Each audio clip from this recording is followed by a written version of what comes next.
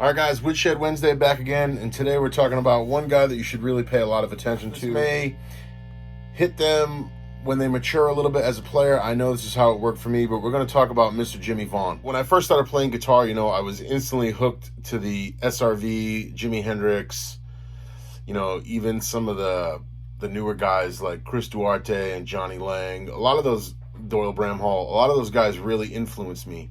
And, I had seen Jimmie Vaughan, and I had obviously heard about him. How can you not? When you research the other guys I mentioned, you're going to come across that name. But I didn't really get it. And I didn't understand, maybe because I was so into... I think that as time went on and I really listened to what was going on, and I started hearing the term, less is more. That really flipped the switch, and then I heard the Fabulous Thunderbirds Girls Go Wild record, and I was done for. Now in my older years, I still love those guys that I mentioned earlier. I still love Stevie and Jimi Hendrix and Chris Duarte and Doyle Bramhall and Johnny Lang and so many others, but I can sit and listen to some of that early T-Birds and that early Jimmie Vaughan stuff with a way bigger appreciation than I would have, say, 10 years ago. If you listen to some of that T-Bird stuff in, like, say, 78, those bootlegs, you can find a couple on YouTube, you're really hearing kind of a Stevie Ray Vaughan style in there. And Jimmy was kind of playing a little faster, a little wilder. And I think that, he paid attention to Stevie, and Stevie obviously, hung the moon on Jimmy and spoke about Jimmy so highly, being his older brother and his biggest influence, that Stevie was trying to soak up all that stuff. And I think Jimmy was listening to Stevie, and he kind of heard his style maybe meshing in a way or blending in. And Jimmy, the consummate chameleon and can adapt to anything, he just changed his up and he restricted himself a little more. And being able to give you that tension and never really fully let it go and kind of keep it there hanging, wondering when it's gonna, when it's gonna come to a head, is really what Jimmie Vaughan's style did for me. That's the one thing I gravitated towards, and it's his real great tone and his selection of notes. Like if you take something, there's a song called Full-Time Lover, right? And maybe this is the lick we'll teach today. Jimmy goes into the solo a really, really great way. Like it's a slow blues, but he kind of approaches it from the major side. You hear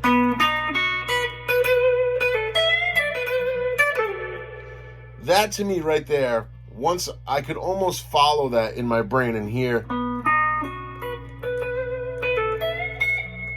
And there's many ways he would approach it, but that lick is a amazing way to go into a slow blues and kind of give yourself that, which way is this going to go? Can we go happy or can we go sad? And that was Jimmy's style. You never knew, like I said, that tension, you never knew what was going to happen. Was it going to come out, or,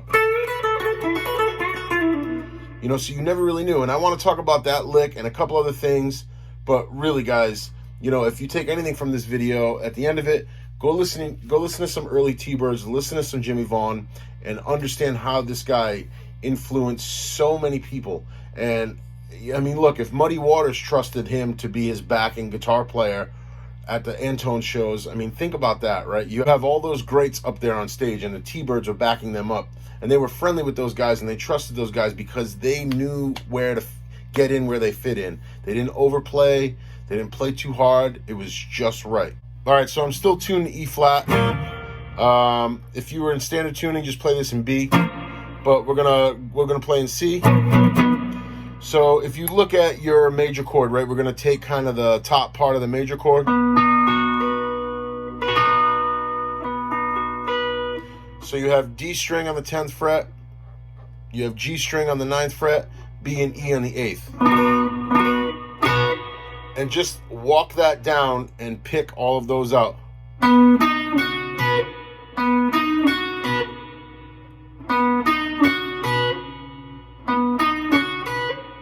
pretty straightforward. You know, when you're picking, I'm picking right down.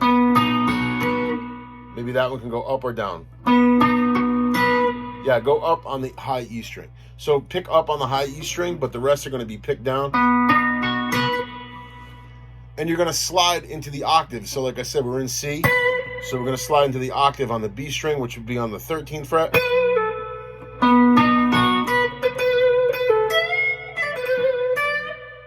So when we get to that bend,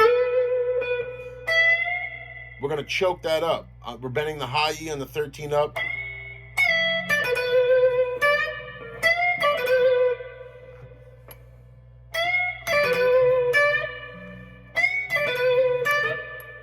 And you're going to do that little half bend on the high E on the 11th.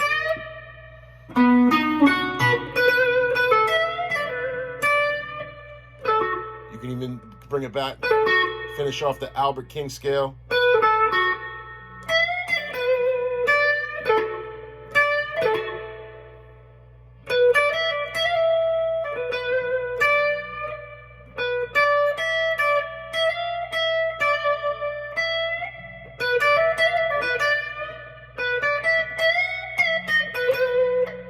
There's so many different ways, and his style, his note selection is what really, really draws you in. It's that.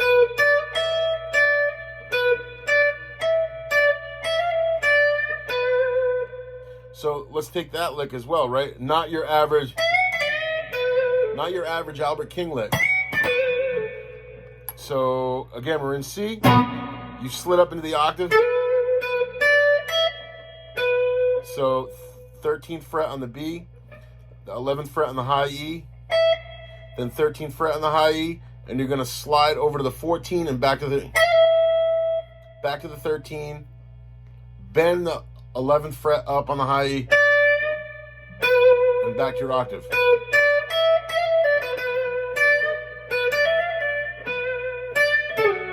And there's the other one too. That's a real killer one I picked up from Jimmie Vaughan, and everybody's done it, but Jimmie Vaughan just did it so clean and clear. So coming out of that, it's kind of that motion. Maybe like a pull off in a way, a slide down. So you're on the, again, the octave, 13th fret on the B string. It's one picking motion, and you're going to go. So you're really getting the tension there when the...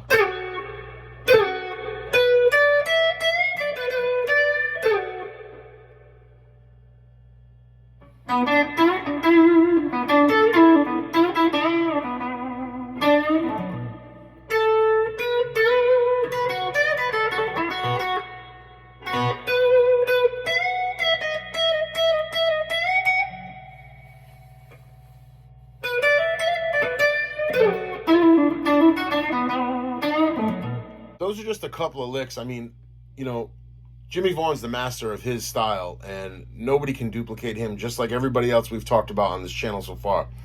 But those are some really, really cool things. If you want to go up into your Albert King area from your scale, you know, if you're playing in C and you want to get up,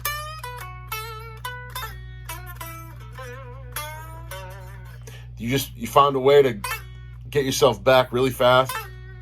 And also introing the slow blues. Boom, dun.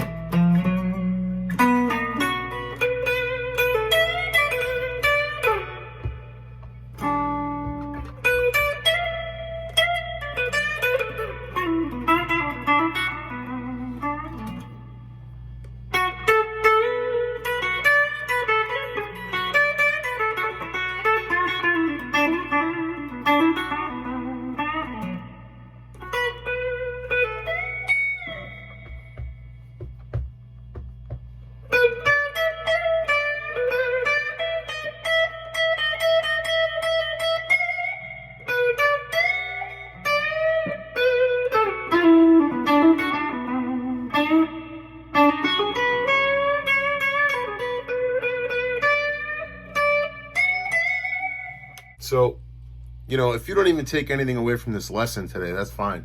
But anybody who's a fan of Stevie and Hendrix and all the other guys I mentioned earlier, Chris Duarte, Philip Sayce, J.D. Simo, all the new cats, Doyle Bramhall, who's, you know, played in the T-Birds later on. You know, if you're a fan of any of that, you need to immerse yourself in this record and really, really hear how that less is more style really, really worked. The tone, the touch, the note selection, everything fit in where it belonged. This is one of my Desert Island records, and Jimmie Vaughan, you know, this record gave me an appreciation for what these guys were doing together as a band, and the ability to know your place, know when to make the singer sound good, know when to make the rhythm section sound good, and know when to make the guitar player sound good. This record is a gold mine, and it's full of knowledge, and I want to say it can teach you a lot more than guitar licks. It can really teach you, you know, composition and what really makes up a heavy-hitting band and where to put the right parts in when needed. So check this out. I hope you guys enjoy some Jimmie Vaughan. I hope you enjoyed your Woodshed Wednesday. I appreciate you, and we'll talk real soon. Peace.